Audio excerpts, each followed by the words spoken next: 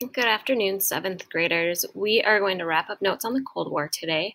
We just have 2 slides. On the first slide, you do not need to try to copy every quote as it is seen here, although you certainly can, because in your essays tomorrow, you will need to support your ideas with concrete evidence, and a quote would be a great way to do that. So yesterday we looked at the whole idea of containment, and we ended class with you completing a table and trying to figure out whether containment was a good policy. So here are 2 pieces of evidence that are used to support the idea of containment, that strategy. The first is the Truman Doctrine, which we were introduced to at the start of this chapter. The Truman Doctrine is the idea that the U.S. should give support to countries or peoples who are threatened by Soviet forces or communist insurrection.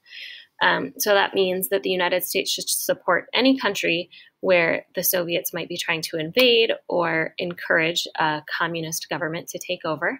President Truman argued that the United States was compelled to assist free people in their struggle against totalitarian regimes, which means the United States should help people that are fighting against communism or a government that resembles communism. The spread of authoritarianism, a type of government where there's one leader with all the power, would undermine the foundations of international peace and hence the security of the United States. So that's the idea that an authoritarian government like communism might negatively impact global peace and again threaten the security of the US. And so it became the policy of the United States to support free people who are resisting attempted domination by armed minorities or outside pressures. So basically that's saying if there's a country or a group of people that is fighting back against something that looks like communism, the United States is going to get involved. The other piece of the other ideology that's used to support the containment policy is the Domino Theory.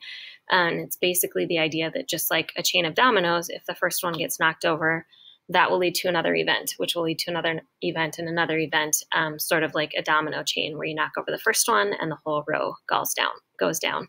So you've got a quote here that says that.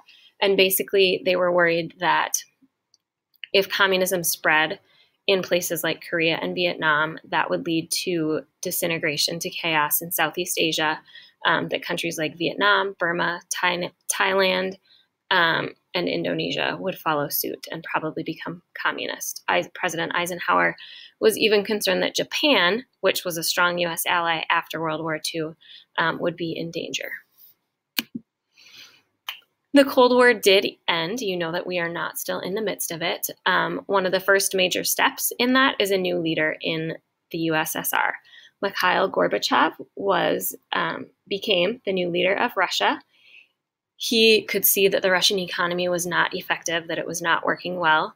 There was a movement called Glasnost, and it was an openness to more interaction with Western countries like the United States. It led to more freedom in Russia.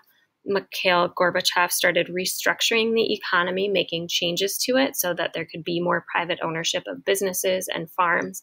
And together, the United States and Russia agreed to reduce nuclear weapons.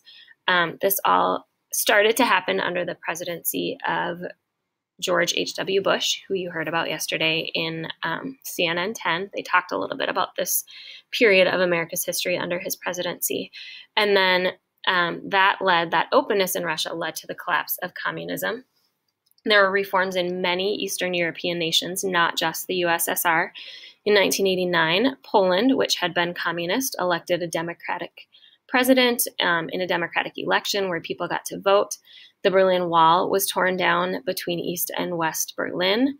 You can see the picture here of people sitting on top of the wall the night that it was torn down. In 1991, Russia ended their communist regime, and Boris Yeltsin, president, banned communists from power. Total, there were 15 countries that were smaller pieces of the Soviet Union that then declared their independence.